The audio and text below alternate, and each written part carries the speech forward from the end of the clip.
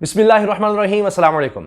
इमरान खान साहब बहुत आगे निकल गए हैं और जितने भी गुरु समझे जाते थे सियासत के और बड़ी बड़ी पार्टीज थीं, उन सबको बहुत पीछे छोड़ दिया है। इमरान खान साहब ने आप अंदाज़ा लगाइए कि अब तो इलेक्शन कैंपेन का आगाज़ भी कर दिया है। इसी हवाले से इजलास भी शुरू हो गए हैं कि किस तरह से हमने कहां कहां इलेक्शन के हवाले से कैंपेन शुरू करनी है। ज़ाहिर है जल्द से जुलूस होंगे, कहां जाना है, किस तरह से मामला को आगे लेकर चलना है, और इतनी तेज़ी से आगे मामला चला रहे हैं कि केयर टेकर सेटअप के लिए वो शहबाज शरीफ को ख़त भी लिख रहे हैं कि ये नाम है जनाब और कौन होगा निगरान वज़ीर आज़म। क्यों वो इस तरह कर रहे हैं?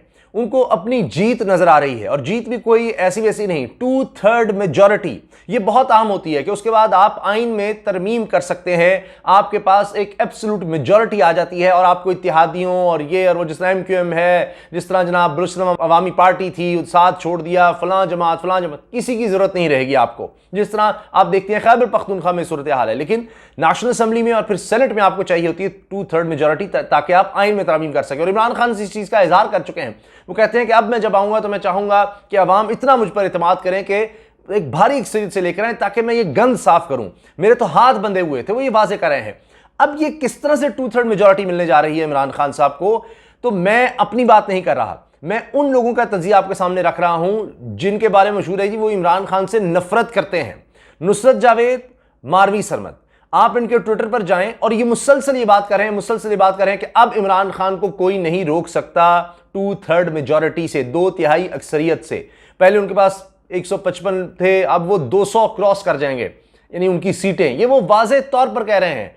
किस तरह वो इस चीज को कह रहे हैं, उनकी असेसमेंट क्या है, जबकि वो इमरान खान से कोई मोहब्बत, प्यार या कोई इस तरह की एफिलिएशन नहीं है, फिर क्यों कह रहे हैं? मारवी सरबत कह रही है कि जी हाँ जी ये तो अब नजर आ रहा है, दीगर भी कह रहे हैं। मैं देख रहा था जितने भी तजियाकार हैं ज्यादातर अब ये कह रहे हैं कि अब तो मामला आगे है, अब इमरान खान सब कैंपेन करेंगे।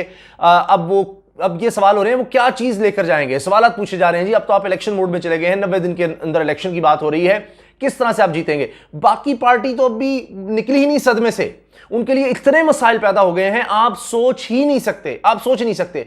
कोई भी पार्टी किस चीज पर चलेगी? अपने कारकुनों पर। मुझे एक बहुत बड़ी शख्सियत ने एक दफा कहा कि 4 लोग आपके साथ हो ना, 4 लोग हो मुखलिस, इंतहा के मुखलिस हो, तो आप हारते नहीं हैं, क्योंकि वो 4 इस तरह से आपके साथ काम करेंगे कि वो हर उनमें से एक 10-10 लोगों को लेकर आएगा, तो वो 40 की ताकत आपके साथ हो जाएगी। और फिर वो जो 10 लोगों को लेकर आएगा इतना मुखलिस होगा कि उनसे और 10 लोग लेकर आएगा। तो मकसद मेरा कहने का ये है कि अब जितने लोग साथ मिला लिए, मिसाल के तौर पर इत्तेहादी, अब उनको कैसे एडजस्ट करना है? चले उनकी अपनी अपनी दौड़ थी, आप मिसाल के तौर पर MQM को देखिए, कराची में क्या हाल हो गया है। इतने बड़े बड़े जनाब वहां पर कॉर्नर मीटिंग से बड़ी वहां पर जलसे होने लग गए हैं। अब तहरीक इंसाफ के अभी से MQM जो है परेशान है कि हमें आके क्या मिला।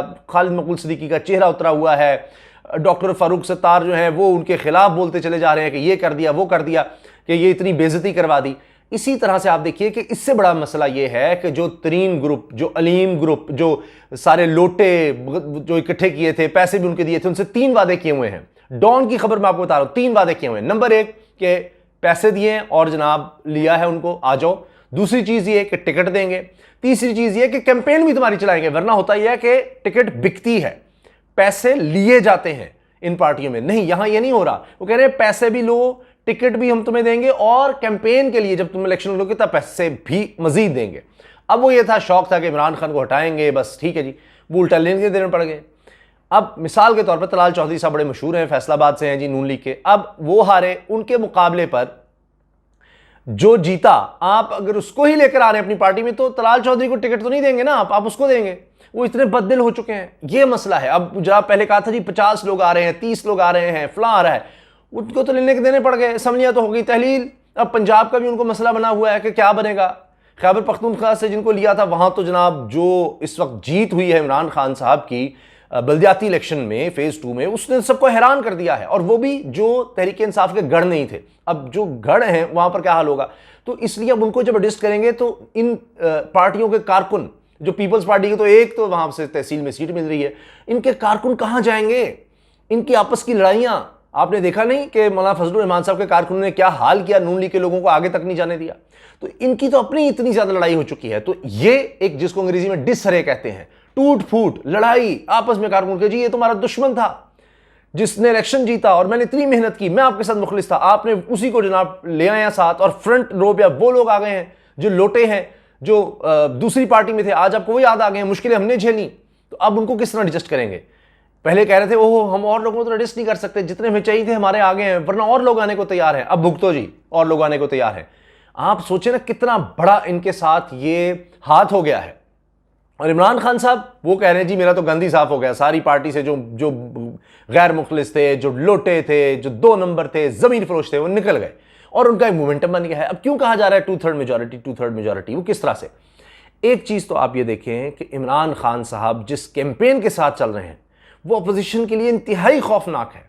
वो नहीं बर्दाश्त कर सकते इसको, क्योंकि वो तो मुसलसल कह रहे हैं, शहबाज शरीफ साहब का वो काम पे टांगरी के बाद अब नया मशहूर हो गया है कि ये गर्दन झुक तो सकती है, कट नहीं सकती। यानी हम झुक जाएंगे, गर्दन नहीं कटाएंगे, हम गुलामी कर लेंगे।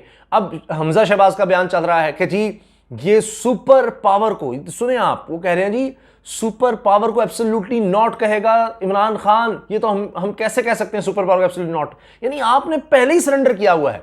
अभी चौधरी सरवर साहब गवर्नर हुआ करते थे, वो अभी गए हैं, वो कह रहे हैं इसने इमरान खान ने सद्दाम हुसैन का, मुअम्मर कज़ाफ़ी का हाल नहीं देखा, ये करना क्या चाहता है। यानी उनका आप चेक तो करें बयानिया क्या है कि जी सुपर पावर है, हो हम क्या कर देंगे। तो पाकिस्तानी कौम, आप ये कह सकते हैं गरीब है, आप कह सकते हैं कि यहाँ बेरोजगारी है, आप कह सकते हैं यहाँ पर माली मसाइल बहुत ज़्यादा हैं और बड़े मसाइल हैं, लेकिन ये गैरतमंद कौम है, ये मुल्क के लिए खड़ी होती है, इस मुल्क से मोहब्बत करती है, ये हमेशा साबित हुआ है।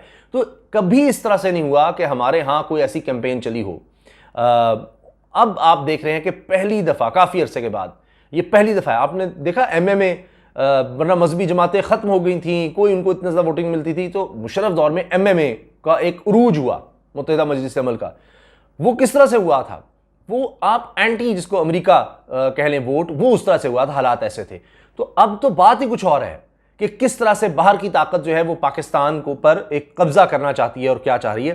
तो अब लोग इस चीज़ को बहुत ज़्यादा देख रहे हैं। आप देखें, जितने भी लोगों से बात करेंगे आपको नजर आएगा कि वो अब इमरान खान की बात हो रही है। इसके अलावा वो ये भी करेंगे कि अपनी कारकर्दगी लेकर जाएंगे। वो कहेंगे देखें जी, हम नहीं कह रहे, इंटरनेशनल ऑर्गेनाइजेशंस कह रही हैं कि जी हमने 3 साल में उतने रोजगार के मौके दे दिए जितने ही पिछली हुकूमतें 5 साल में नहीं कर सके।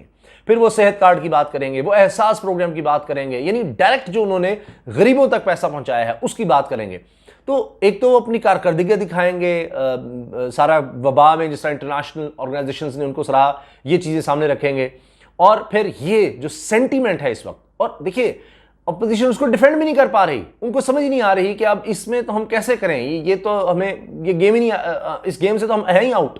हम तो अमेरिका के साथ कह रहे हैं, हम उसके साथ हैं, लेकिन ये तो हमें और तरफ ले गया है। तो ये इस वक्त सबसे बड़ा इस वक्त सबूत है और सबसे बड़ी जीत इमरान खान की है, और नजर आ रहा है उनको, इसलिए वो खुश हैं। यानी आप खुद सोचें कि अपनी हुकूमत छोड़ के कभी कोई खुश हुआ है, असम्बलियाँ तहलील करके भी कोई खुश हुआ है, और जिनको खुश होना चाहिए वो रो रहे हैं कि ये सिर्फ और सिर्फ वो कह रहे हैं नहीं याज़ अमीर साहब कि इमरान खान ही काम कर सकता था, वरना ये लोग तो नाकू चने चुपवा देते थे। आज उनके होश उड़ गए थे। तो एक तो वो सदमे में है, उससे निकल नहीं पा रहे हैं, फिर वो कैसे अपनी पार्टी को इकट्ठे करेंगे मुख्तलिफ, और स्ट्रेटजी क्या बनाएंगे, किस तरह। अब देखिए ना, फौरन उनको उस मूड में, पहले गले मिल रहे थे, ये बहुत अच्छे हैं जरदारी साहब, आप प्राइम मिनिस्टर हैं, अब उन्होंने लड़ना है आपस में, क्या करेंगे? इत्तेहाद अगर आपस में करेंगे तब भी एक्सपोज होंगे और ज्यादा मार पड़ेगी। अगर सीट एडजस्टमेंट करते हैं, कुछ इकट्ठे आते हैं, नहीं आते तो एक दूसरे के खिलाफ जाना पड़ेगा। वो कारकुन जो एक दूसरे के खिलाफ लड़ते रहे, आज उनको कैसे आप इकट्ठा करेंगे? ऊपर तो आप इकट्ठे हो गए अपने मफादात थे, नीचे बड़ा मुश्किल होगा।